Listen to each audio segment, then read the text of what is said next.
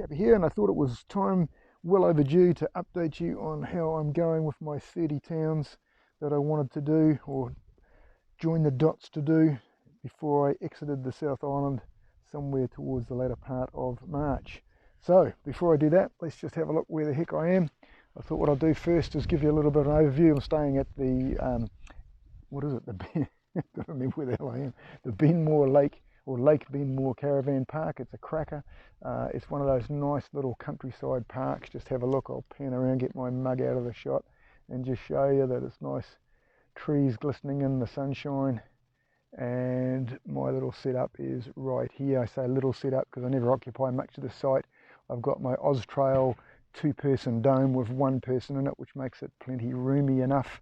Mr. T in the shade. Always think about where the shade's going to be in the afternoon so your tent doesn't get too hot when you first put the tent up. A lot of people don't. They just throw it up and then realise they've stuck themselves right in the blaze of the afternoon sun, which you don't always want. And that, I'll show you, is a absolute gem. It's a little ensuite pod. That's what made this campground unique. If you have a look around, the pods are all dotted about. And that was what made this a little different than most caravan parks, because you can book your camping site for your caravan or your tent or your motorhome for that matter, and have your own, the luxury of having your own bathroom, toilet, shower and vanity. How cool is that? That just makes camping that lot more enjoyable when you don't have to have shared facilities. So yes, it is a little low, this tent, but it's for lightweight packing. And you do have to be as flexible as Jane Fonda in the 1980s to get in and out of there. I'm not sure Jane could get in and out of there now, but hey, you know, maybe she could, probably could. I'll give a review on that later, because it is a cracking little tent, easy to put up, nice and lightweight, weighs about 2.5 kilos or something. It's not heavy at all, and is doing this part of the trip well, because I'm mostly doing, you know, two nights here, one night. Sometimes I've stayed here 5 nights, which has been fine. Managed to second a table nearby and drag it into the Yamaha pit lane area, so I've got somewhere to stand upright and do my cooking and organising my gear when I pack up and go.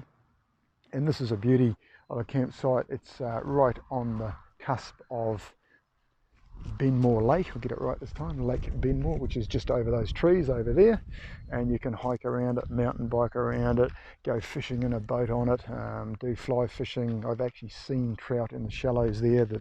They're just jumping everywhere down there, so shouldn't be too hard to catch one. Look at that nice peak up there. That would be covered in snow, looking at the barrenness of it. Come winter time, that's a little shared cooking facility right there, bathroom facility actually, I think, and over the back there's a shared kitchen and everything. But what a little beautiful park-like setting. So I've really enjoyed it here. Extended my stay from 2 nights to 5 nights. When you find a good place like this, it's well worth staying longer. Okay, let's get to the map. Let's keep it rolling for you so that it doesn't bore the shit out of you, which it might have done already. But anyway, where have I done this? Nearly 9,000 kilometers. I won't take you through every little nook and cranny, but basically all those highlighted areas you can see are the roads that I've ridden. In the orange was the roads I did in 2019, which was effectively the top third or top half of the South Island, really. And then this time back here in 22 is the pink roads, and you can see I've travelled much more extensively. Highlight so far has been when I stayed for 2 months really at Lake Benmore whilst the school holidays were on, at a cracking campground there. I've done a review on that. If you haven't seen it, have a look. It is well worth a visit. That was a nice place just to chill out while the peak season was on. Since then I have travelled down the west coast, stopping at Franz Josef. Awesome couple of days there. Right down through the west coast, stayed a week at Lake Haria, did all my day trips out to Queenstown and Wanaka, and just rode around that general area. Absolutely scenery overload there is fantastic. Did these various roads. That's a cracker. That's in my top 5. The Crown Range, which takes you from really just from the northern part of Queenstown up into Wanaka, and it is a ripping motorcycle road. That takes you past the old Kodrana Hotel. This would be my #1 ride in all of, well, New Zealand so far, and that's from Te Anau here right up through into Milford Sound, and you go through the Homer Tunnel, which is like a scene from a James Bond movie. So put that on your bucket list. You have to ride that. That's my #1 ride. that's in my top 5. Cardrona right there, that section. I stayed at Mossburn in a beautiful country park. I did all my southern area rides around Manapuri, etc.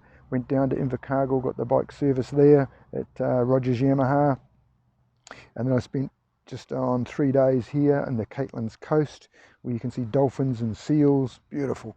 And then I've travelled right up inland again, stayed at Ranfurly one night. Shout out to the cyclists I met there. They were cycling their way around the similar area that I've been, and man, that's a way of keeping fit, I tell you.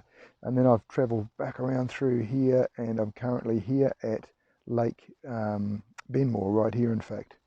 And then I'll travel from here. I plan to come down to the coast, back inland again, skirt up the back of Christchurch. I have no intention of going to the big cities, and then I'll scoot out through, you know, Oxford, Rangiora, up through to Culverden, and take this fantastic Highway 70 that cuts back into Kaikoura, and I'll stay a week up at the beach here at Piketa, I think it's called, before I head on up and get the ferry back from Picton over to Wellington, and then attack the North Island. So the next part of Old Man's Gap Year is to get to the north, follow the sun, get to some warmer weather, and spend the majority of April in the far north of the North Island. I'll be up at places like Whangaroa Harbour, Tauranga Bay. I want to go up to Aripara, which is a nice beach on the west coast in the far north. So plenty to be done, plenty still yet to do.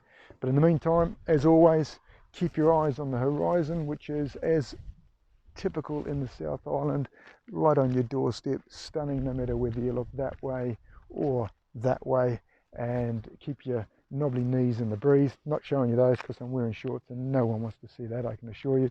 So till next time, keep riding.